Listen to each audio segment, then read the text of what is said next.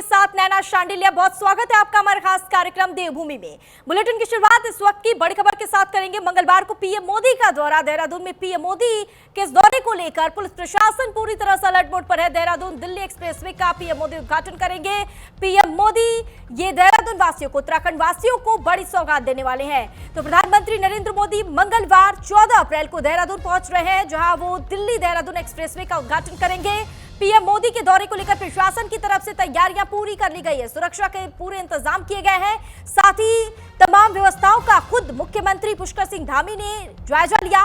निरीक्षण के दौरान मुख्यमंत्री ने कार्यक्रम स्थल पर सुरक्षा, यातायात प्रबंधन, पार्किंग व्यवस्था, पेयजल, विद्युत आपूर्ति, सुरक्षा और स्वास्थ्य और इसके साथ ही स्वच्छता और आधारभूत सुविधाओं की उन्होंने तैयारियों की और साथ ही अधिकारियों से भी जानकारी ली। उन्होंने निर्देश दिए कि सभी व्यवस्थाएं समयबद्ध और उच्च गुणवत्ता के साथ सुनिश्चित की जाए, जिससे कार्यक्रम में आने वाले आमजन को किसी भी प्रकार की कोई असुविधा ना हो। उन्होंने सभी एजेंसियों के बीच समन्वय स्थापित कर सुरक्षा व्यवस्था चाक चौबंद कर यातायात के लिए व्यवस्थित योजना तैयार बनाने और आपातकालीन सेवाओं की त्वरित उपलब्धता कराने के निर्देश दिए। तो आपको बता दें कि पीएम मोदी का देहरादून दौरा काफी महत्वपूर्ण माना जा रहा है और पीएम मोदी के इस दौरे को लेकर पुलिस प्रशासन पूरी तरह से अलर्ट मोड पर है। पीएम मोदी देहरादून में आएंगे 14 अप्रैल को और देहरादून दिल्ली एक्सप्रेसवे का पीएम मोदी उद्घाटन करेंगे। तो उत्तराखंड वासियों के लिए ये बड़ी सौगात है, क्योंकि यहाँ पर पीएम मोदी 14 अप्रैल को ये बड़ी सौगात उत्तराखंड वासियों को देने वाले हैं।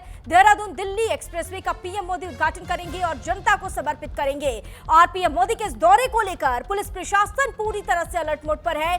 साथ ही मुख्यमंत्री पुष्कर सिंह धामी ने तैयारियों का जायजा लिया।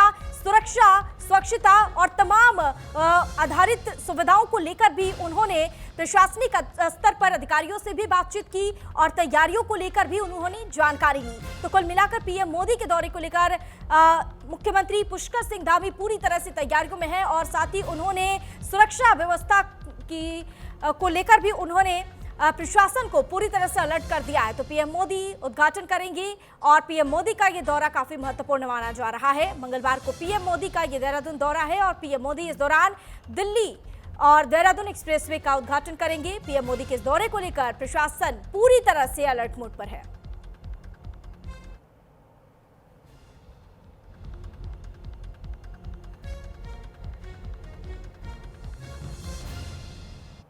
और इस खबर पर ज्यादा जानकारी के लिए हरिवंश वशिष्ठ हमारे संवाददाता फोन लाइन पर हमारे साथ जुड़ गए हैं। हरिवंश, पीएम मोदी देहरादून के दौरे पर आने वाली है, क्या जानकारी, क्या अपडेट, पीएम मोदी का पूरा शेड्यूल क्या है? जी नैना, बिल्कुल कल यानी कि 14 अप्रैल को प्रधानमंत्री नरेंद्र मोदी उत्तराखंड पहुंचेंगे और जनता को बड़ी सौगात देने का काम करेंगे। देहरादून पूरी तरह से अलर्ट मोड पर है, हाई अलर्ट पर है। पुलिस प्रशासन की बात कर ली जाए, प्रशासन की बात कर ली जाए, हर तरीके की जो है व्यवस्था, हर तरीके की सुरक्षा व्यवस्था वहां पर पूरी पुख्ता की जा रही है। पुष्कर सिंह धामी की डायरेक्ट मॉनिटरिंग में हर चीज की जा रही है।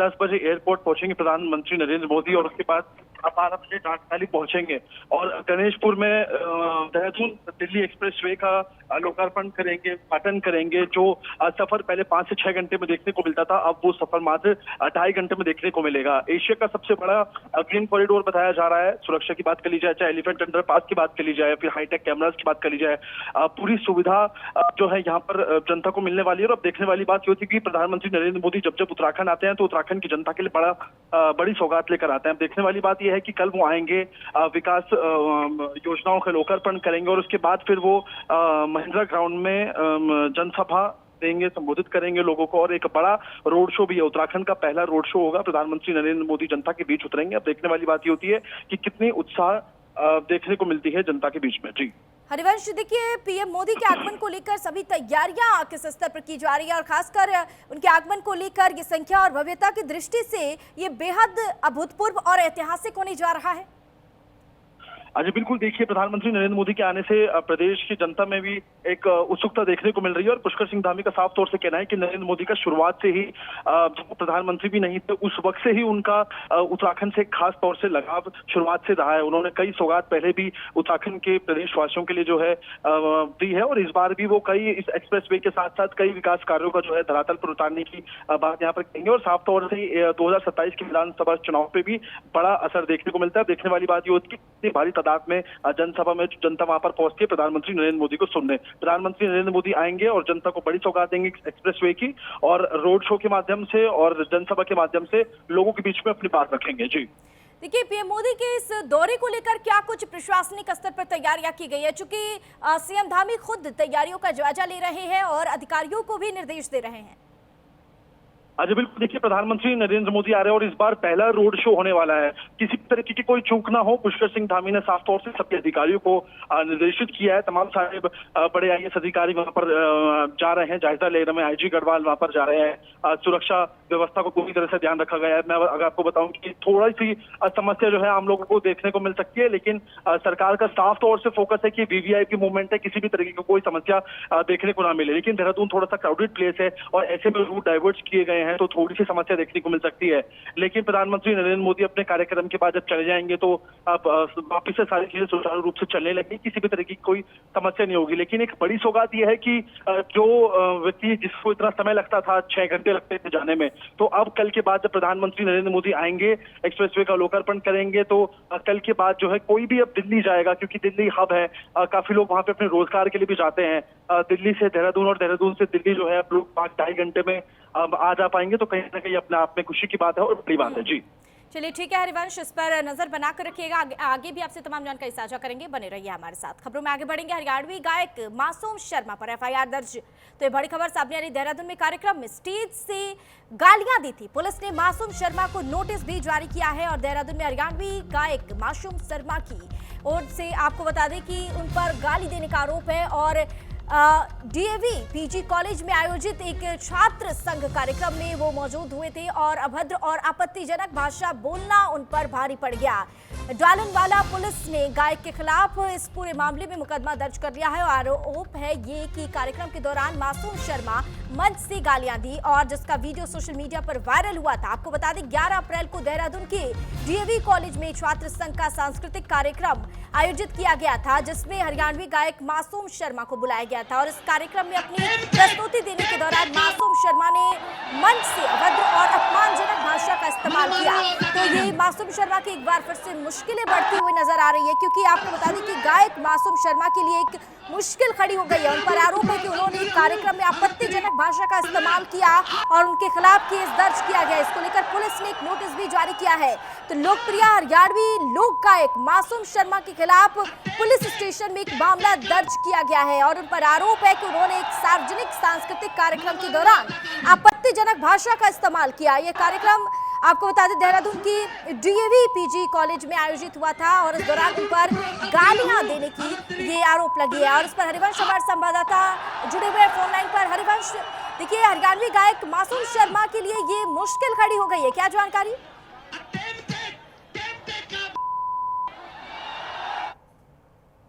आ रहा है खुद पुष्कर सिंह धामी मुख्यमंत्री कार्यक्रम में पहुंचे। खानपुर विधायक उमेश शर्मा वहां पर पहुंचे, लेकिन जैसे पुष्कर सिंह धामी वहां से रवाना हुआ, इसके कुछ ही देर बाद जो है एक अलग आक्रोश देखने को मिला। मासूम शर्मा एकदम से भड़क गए और स्टेज पर खड़े होकर अभद्र भाषा का प्रयोग करने लगे, गलौज करने लगे।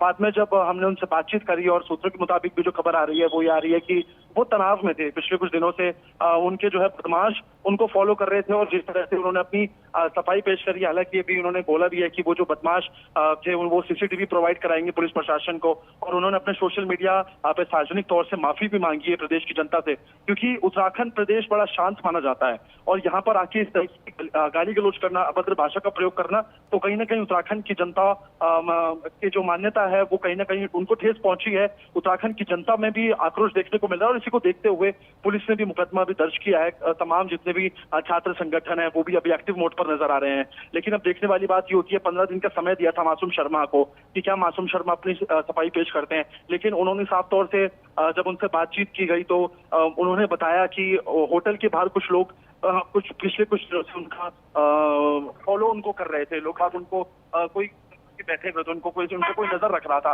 हयात होटल में वो रुके थे रात को। उनका कहना है कि बहुत देर से गाड़ी मेरे होटल के बाहर खड़ी थी। इसी को देखते हुए उन्होंने सारा गुस्सा जो है स्टेज पे निकाल दिया और उन्होंने साफ तौर से माफी मांगी और उन्होंने सफाई में बोला है कि मैंने तनाव में आके गाली दी है और आइंदा से ऐसा नहीं होगा। लेकिन अब देखने वाली बात ये होती है कि उत्तराखंड पुलिस इस पर क्या कुछ एक्शन लेती है। जी चलिए ठीक है, अब देखना होगा कि इस पर क्या एक्शन लेते हैं। हालांकि सिंगर ने तो माफी मांग लिया है, लेकिन अब देखना होगा कि उनकी मुश्किलें इससे आसान होती है या आने वाले समय में और मुश्किलें उनकी बढ़ सकती है। ठीक है हरिवंश, तमाम जानकारी के लिए बहुत शुक्रिया आपका। तो देहरादून में कार्यक्रम के दौरान मासूम शर्मा पर यह आरोप लगा है गाली देने की। हालांकि उन्होंने माफी मांग ली है, लेकिन पुलिस ने उनके खिलाफ मामला दर्ज किया है और उनको नोटिस जारी किया गया है।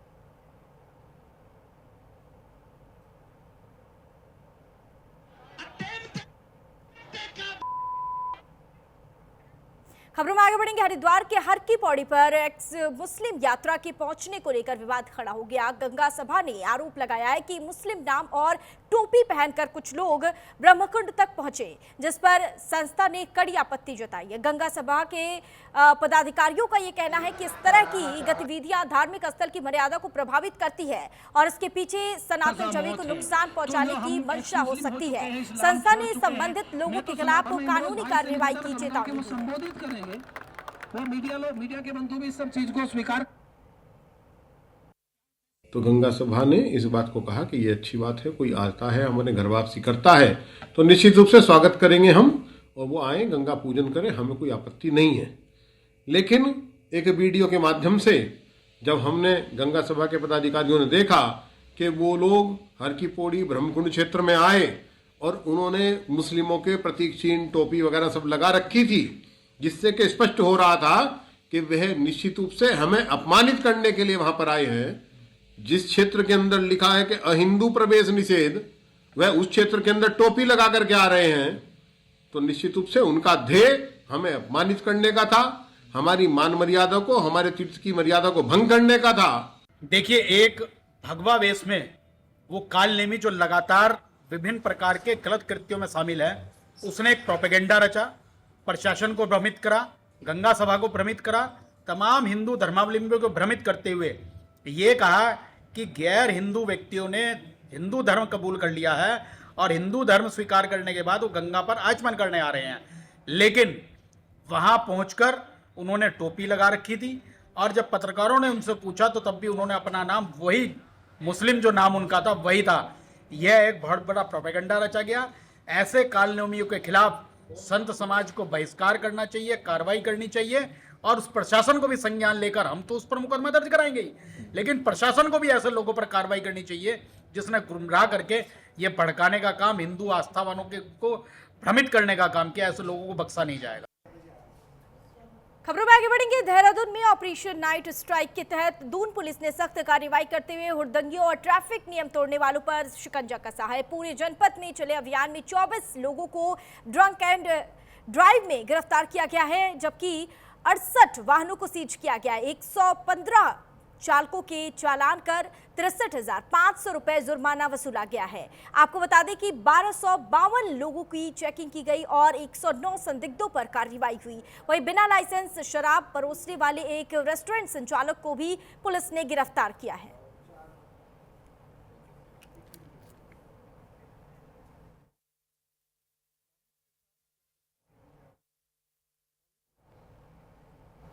वहीं कालाढूंगी में सिंचाई डाक बंगला बेलपड़ा में बीजेपी नेता राजेंद्र सिंह बिष्ट ने फ्री स्वास्थ्य शिविर लगाया और इस शिविर का सैकड़ों लोगों ने लाभ उठाया। वहीं इस दौरान कई टेस्ट और ब्लड टेस्ट भी की गई, वहीं ईसीजी निःशुल्क किए गए और निःशुल्क दवाइयां भी वितरित की गई।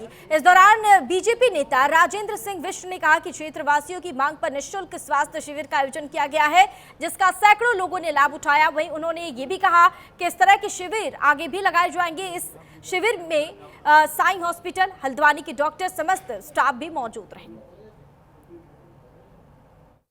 ये क्षेत्र जो है दूरस्थ क्षेत्र है हमारे इस विकासखंड का, और इस पर किसी प्रकार का एक निःशुल्क स्वास्थ्य शिविर लगाया जाए। कुछ समय बाद हमारी अपने यहाँ के जो पारिवारिक डॉक्टर हैं साई हॉस्पिटल वाले, उनके सौजन्य से उनके द्वारा ऐसे आज 7 डॉक्टर यहाँ पर आए हैं। इसमें प्रत्येक प्रकार का अपना जनरल फिजिशियन आए हैं, श्वास रोग विशेषज्ञ आए हैं, महिला प्रसूति एवं बाल रोग विशेषज्ञ आए हैं। वहीं रुड़की के गंगनहर कोतवाली क्षेत्र में रस्तोगी मोटर पार्ट्स की दुकान में भीषण आग लग गई, जिससे बाजार क्षेत्र में स्थिति काफी गंभीर हो गई और दुकान के अंदर रखे इंजन ऑयल के कारण आग ने विकराल रूप ले लिया। सूचना मिलते ही मौके पर पहुंची फायर ब्रिगेड की कई गाड़ियों ने कड़ी मशक्कत के बाद आग पर काबू पा लिया और पुलिस ने एहतियात के तौर पर आसपास की दुकानों को खाली कराया। वहीं आग लगने के कारणों का फिलहाल पता नहीं चल पाया है। घटना में लाखों के नुकसान का अनुमान है।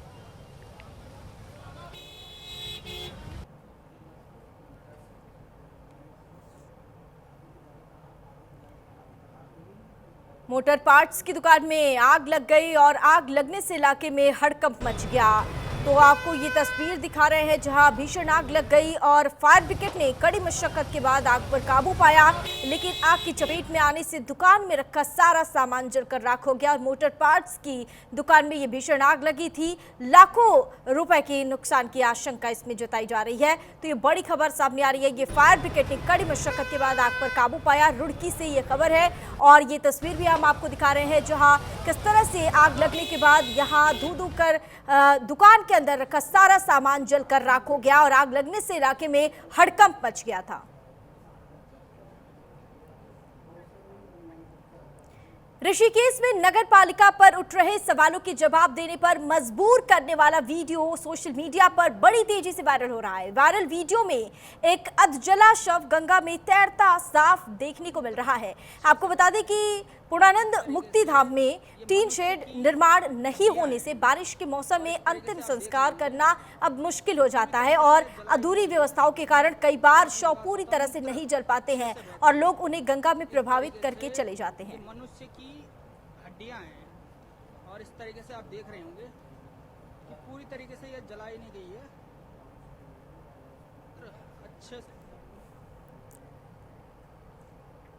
खबरों में आगे बढ़ेंगे। खबर हरिद्वार से है जहां हरिद्वार स्थित सिडकुल थाना क्षेत्र में ब्रह्मपुरी गांव में मनी ट्रांसफर दुकान पर ठगी करने की कोशिश सामने आई है, जहां बीडीसी मेंबर देवेंद्र पाल को निशाना बनाया गया। आरोपी ने फर्जी ऐप के जरिए 510 रुपए ट्रांसफर कर नकली स्क्रीनशॉट दिखाकर नगद पैसे लेने की कोशिश की, लेकिन बार बार ट्रांजैक्शन चेक करने पर कोई पेमेंट नहीं मिली। युवक की जल्दबाजी पर शक होने पर बीडीसी मेंबर ने उनका फोन उसका चेक किया, जिसमें फर्जी ऐप से धोखाधड़ी का खुलासा हुआ, जिसके बाद आरोपी को मौके पर ही पकड़ लिया गया और आसपास के लोग भी वहां जुट गए। सूचना पर पुलिस पहुंची और आरोपी को हिरासत में लेकर पूछताछ शुरू कर दी। ये बंदा फर्जी एप्लीकेशन से फोन पे किए, सभी दुकानदार छोटे बड़े कहीं से सामान लिया, पैसे पे किए, स्क्रीनशॉट दिखाया, भाग गया। वो पैसा खाते में नहीं आता, सिर्फ स्क्रीनशॉट बना रहता है।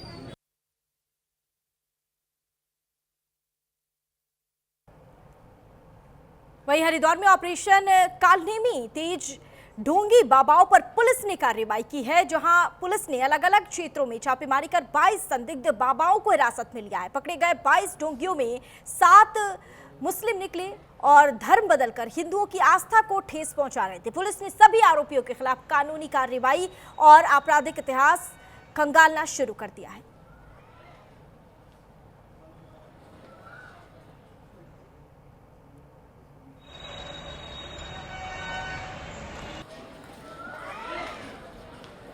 ऑपरेशन कालनेमी के तहत पुलिस ने ये बड़ी कार्रवाई की है। तो हरिद्वार में पुलिस ने ये बड़ी कार्रवाई किया, जहां पुलिस ने 22 संदिग्ध बाबाओं को हिरासत में लिया है और अब इनसे पूछताछ की जाएगी। सभी आरोपियों के खिलाफ कानूनी कार्रवाई की जाएगी।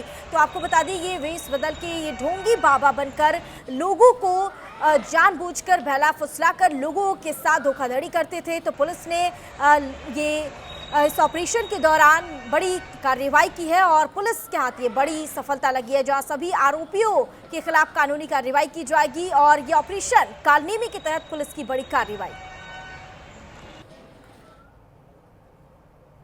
धर्मनगरी हरिद्वार में जिला प्रशासन की ओर से चलाए जा रहे अतिक्रमण विरोधी अभियान के बीच एक हैरान कर देने वाला मामला सामने आया है, जहां जिलाधिकारी मयूर दीक्षित के निर्देश पर शहर में लगातार अतिक्रमण हटाओ अभियान चलाया जा रहा है, जिसके चलते कई क्षेत्रों में रोजाना कार्रवाई की जा रही है। और इसी अभियान के दौरान एक युवक ने कार्रवाई से बचने के लिए अपनी ठेली यानी रेहड़ी समेत गंगा नदी में छलांग लगा दी। स्थानीय लोगों के मुताबिक युवकों ने न केवल अपनी जान जोखिम में डाली, बल्कि तेज बहाव वाली गंगा में ठेली के साथ तैरना भी शुरू कर दिया।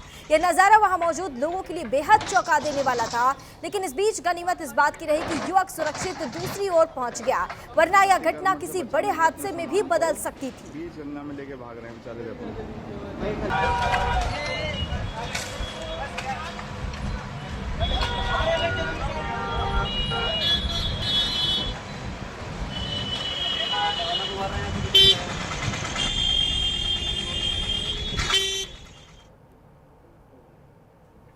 हरिद्वार में वन विभाग ने काली नदी बैरियर पर चेकिंग के दौरान बड़ी कार्रवाई कर अवैध खैर लकड़ी से भरी डीसीएम पकड़ी है, लेकिन जब पुलिस डीसीएम रोकने का प्रयास किया तो चालक डीसीएम छोड़कर मौके से खेतों की ओर भाग निकला।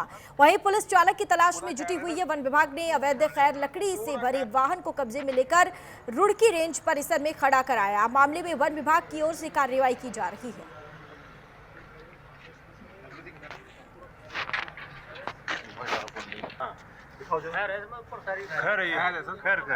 पूरा खैर है यार, तो ओहो खैर की सूचना आती है थोड़ा सी खैर है तो पूरा टोटल है सर, ठीक है पूरा खैर है सर।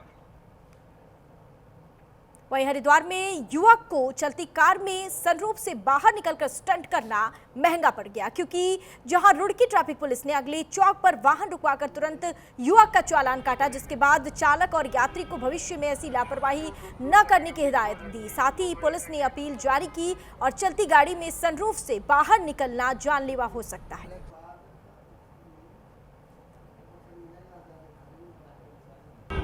शादी देवन से आगे पास जो भी है उसके अलग से को धीरे रिलीज करते रहेंगे। सभी ड्यूटीज को मोड में रखेंगे।